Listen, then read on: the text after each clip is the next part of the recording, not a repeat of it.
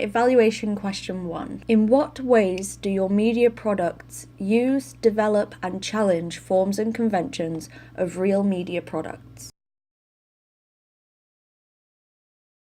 So, I'm just going to do a brief run through like I did with my last one for my trailer. I use the eyes facing the front. I develop the common price for a magazine.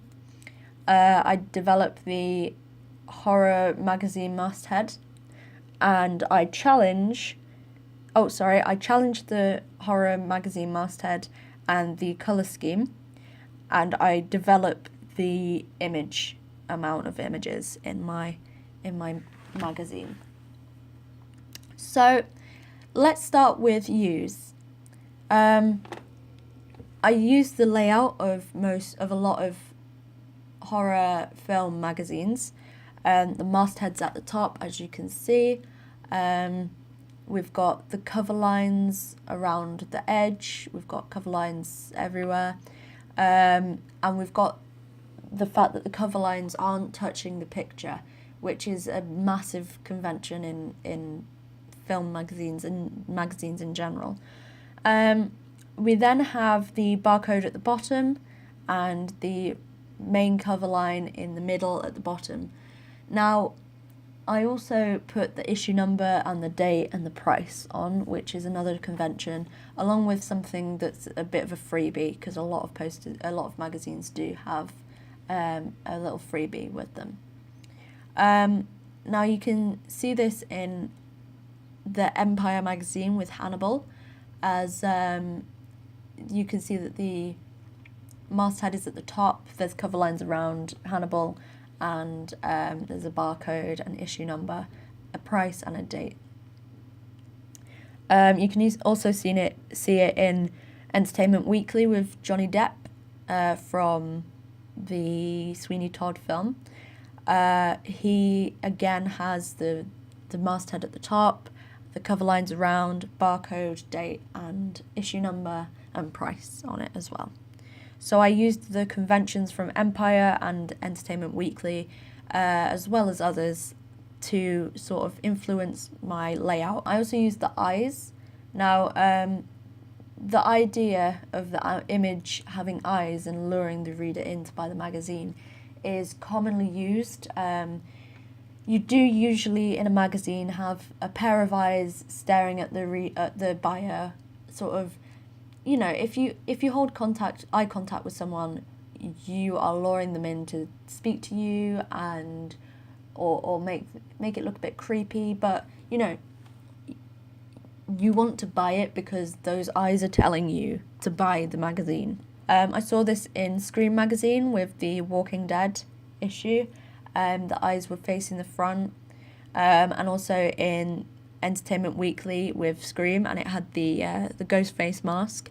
Now, they may not necessarily be classed as eyes, but it is the image of a face inspired by the Scream, which is a Pablo Picasso painting, I believe. No, it's not Picasso, but it is a famous painting, and it's inspired by that, so the eyes are there, and it still follows that convention. So I again used the eye convention with the character on the front staring forward and looking at me as well. I also made the eyes quite light. I brightened the eyes, the whites of the eyes, and I made his blue eyes a bit darker as well. Now, I developed the forms and conventions of real media products by changing the price of the magazine. Now, the common price for a film magazine is around £4, but I wanted it to be cheaper because my target audience is the middle class, working class, fairly liberal, that sort of thing. So, not to be rude, but I know that I am middle class and I would not generally spend £4.50 on a magazine, whereas £2.50 I may well do. So it seemed like a more reasonable price for my target audience. You can see this on Empire with Harry Potter 7, where I think it's around £4, and Sight and Sound with David Fincher as well. That's quite expensive. I also developed the masthead.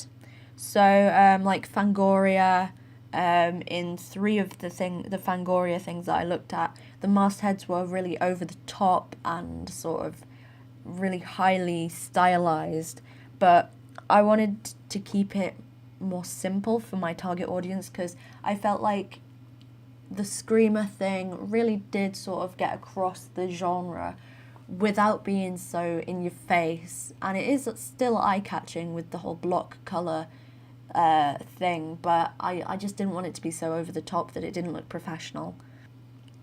Now, I challenged that, the forms and conventions of Real Media products, with the colour scheme.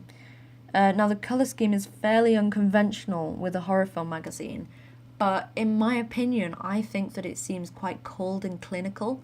The lighting on the character and on the surroundings looks like it belongs in some sort of rundown hospital, like surgical lights and quite really cold colours, really sort of blues and greys.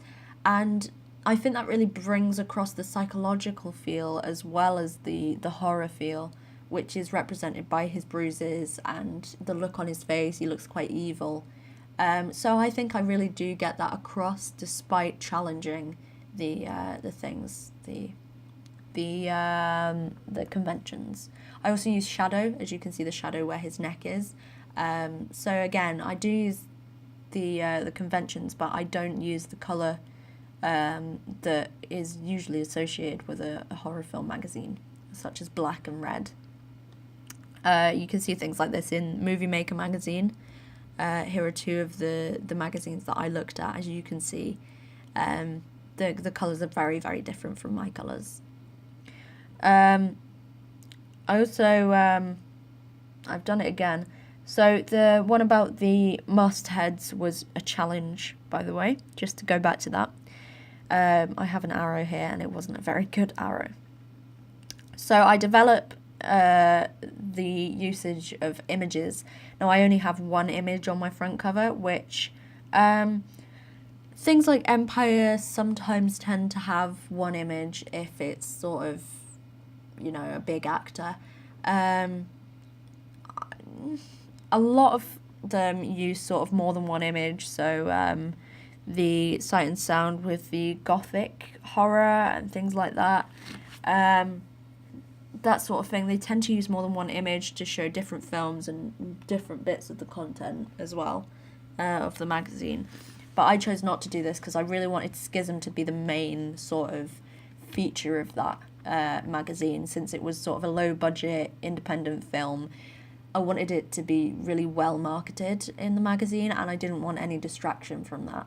Although you can see this being used on Sight and Sound with Stephen King, where you can see Pennywise, and he is the only image on that magazine. So that it does work in some places.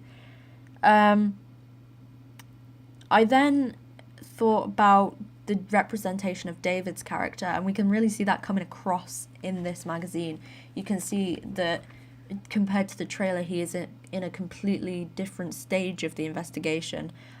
He's all rugged, his hair is down, he's sweating a little bit, he's got bruises all over him, he looks evil, his tie isn't done up properly, his shirt's sort of unbuttoned a bit, and his jacket's all sort of not pristine and neat, which it shows that he's at a different stage, and he actually looks quite evil here, which again sort of confuses my audience as to who is the real protagonist and who is the real antagonist. We don't know whether Ethan's the bad guy or David's the bad guy or someone new completely is the bad guy. So it really does show a completely different representation, which I suppose doesn't completely link to the codes and conventions, but it does link to the representation of my character within this thing, and the representation of most people's characters sort of links to the trailer representation in magazines. So like again, going back to Entertainment Weekly with Johnny Depp, his character was portrayed in the magazine the same way that he was portrayed in the trailer, unlike my magazine where David is portrayed as sort of more of an evil character with a lot more power. than in the trailer where he's just a cop that might have a little bit of a dodgy past. And that is how I use the codes and conventions of real media products in my magazine. Evaluation question 1. In what ways do your media products use, develop, and challenge forms and conventions of real media products?